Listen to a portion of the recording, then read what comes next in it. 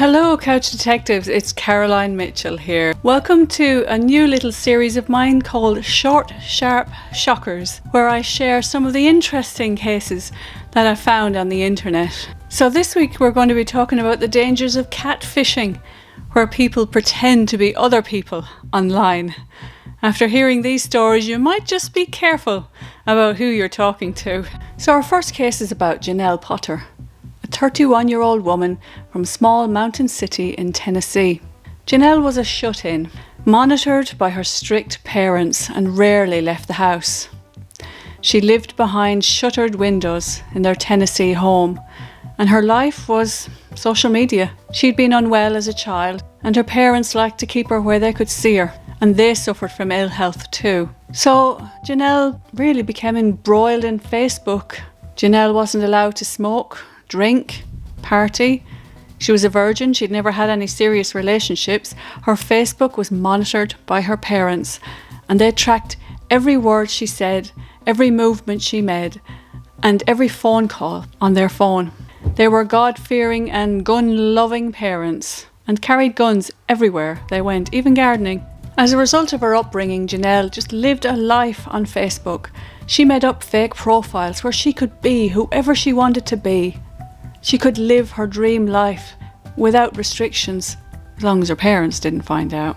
Then one day, while picking up prescriptions, Janelle spoke to a pharmacy clerk, Tracy Greenwell, who kind of felt sorry for her. Tracy invited her out with her friends, and Janelle accepted. Tracy tried to play a matchmaker, introducing Janelle to her cousin, Jamie Curd, but it was Tracy's brother, Billy, that Janelle had the hots for. But Billy only had eyes for Billie Jean Hayworth, and they were married, and she became pregnant. They moved in together and had a child. Janelle was not happy with this. She was friends with both of them on Facebook, but on the abuse began. Janelle started to receive messages on Facebook saying she was a loser, everyone hated her, and then they became more threatening in time. Billie Jean said these weren't her, that it must have been someone else, and Tracy, Janelle's friend, said she was upset when Janelle said to her that she wished their damn baby would die. On January 31st, 2012, the couple, Billy and Billie Jean, were found dead with gunshot wounds to the head. Billy was in bed and he'd had his throat slashed, and Billie Jean was out cradling her baby when she died. Miraculously, their 7-month-old survived without a scratch. The person who found them called the police. She said that the baby was covered in blood and listless and quiet, but thankfully it was okay. It takes a cold-blooded person to shoot someone holding a baby, Tennessee agent Scott Lott later said. Do you remember Jamie Curd, Tracy's cousin and Janelle's kind of boyfriend? Well, he was brought in and spoken to by authorities. He was under suspicion for the couple's death. Janelle hid the fact that he was her boyfriend, although he was very friendly with her parents and often went round there to fix things. Apparently they didn't know about the couple's relationship. So they brought Jamie Curd in, and he had a lie detector test, and when they asked him if he knew who killed the couple, he said no. And the lie detector test came back that he was telling a blatant lie. So he failed the lie detector test and instantly became the number one suspect, something he vehemently denied. He said that it was Janelle's father who killed the couple, and he was arrested and brought in. So Janelle's dad was a former Marine, and he suffered from health problems. He was in his 60s. So although he may have had the knowledge and the ability to carry out the murders, his health was failing, so it didn't make him the prime suspect that Curd was. But the police brought him in and they interviewed him at length, and initially he denied everything, but the police were quite good with their interviewing skills and almost sympathised with him, saying how hard it must have been because his daughter and his wife and even he was being threatened online by this mysterious Facebook person. And he agreed, saying how awful it was, that his family was under threat, that apparently whoever was leaving this Facebook post had threatened to kill them, to rape his daughter, and he would do anything to protect his family. He was then offered a phone call to speak to his wife, and that's when he told her, "I did it." But he didn't do it alone. Jamie had actually helped him in the crime, and when the police went to check their houses, they conducted detailed searches, and Janelle's father had bags and bags of shredded paperwork, something the investigator painstakingly put back together to reveal hundreds of emails from this stranger called Chris. Chris, now this is where it gets really twisty, was apparently some person from the CIA who had become involved in it all. Chris had become interested in Janelle, her family, their life, and the awful things they were going through. And this Chris had put Janelle's father and mother up to getting rid of the problem. It's crazy, right?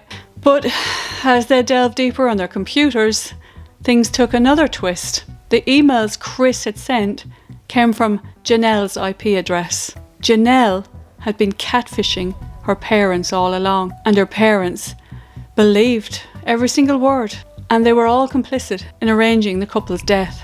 Of course, Janelle could sit back and say, "Nothing to do with me." Quite clever really, wasn't it? Even though her defence lawyer said she had the mind of a very young child, I disagree. In the end, all members of the family were sentenced to life imprisonment. While being questioned by detectives, Janelle's father, Marvin, said, "Ever since this crap started, I've had my life threatened. My wife has been threatened. They've threatened to take Janelle and cut her head off." Janelle told her parents this CIA agent was protecting her from cyber bullies. And Janelle's father, with encouragement from Chris, shot and killed both Billy and Billie Jean. Janelle still maintains that Chris is real, although it's more likely he came from her fantasy world, because one of the witnesses brought in to testify was a young fella that she had a bit of a crush on in school, who's had the name of Chris. So the family got life, and Janelle's boyfriend got a plea deal of 25 years. So our second case is called Tall Hot Blonde, and features a man called Thomas Montgomery, who got more than he bargained for when he started flirting online. When Thomas Montgomery started flirting with an 18-year-old online, he said that he was a teenager too, and he sent her a picture back from his military days, which was over 30 years old. His nickname was Marine Sniper, and hers was Tall Hot Blonde. And their relationship progressed as they spent hours online talking to each other, engaging in steamy cyber sex.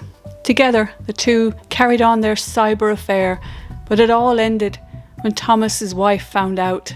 He confessed to Tall Hot Blonde that he wasn't the young man as pictured. Instead, he was 47 years old. But Tall Hot Blonde took it on the chin and began flirting with his co-worker instead.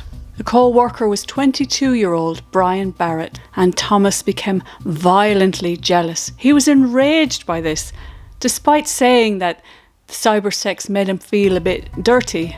He didn't like the thoughts of Tall Hot Blonde being with anyone else. He'd got pictures of her. He'd had items sent in the mail. He felt a personal, deep connection, and he wasn't ready to let her go, least of all to his co-worker Brian. In 2006, when Brian sat in his car, Thomas shot him dead. Investigators came in and their love triangle became apparent, but there were to be more twists and turns. Concerned for Tall Hot Blonde's welfare, the police traced her and went to her home to warn her. But Tall Hot Blonde was not who she seemed. Instead of finding a teenager, they found middle-aged mum Mary Shield, who had been using her daughter's profile to strike up these flirtatious friendships with Thomas and Brian. She had been sending provocative pictures of her daughter to Thomas online, and most likely who else? Who knows?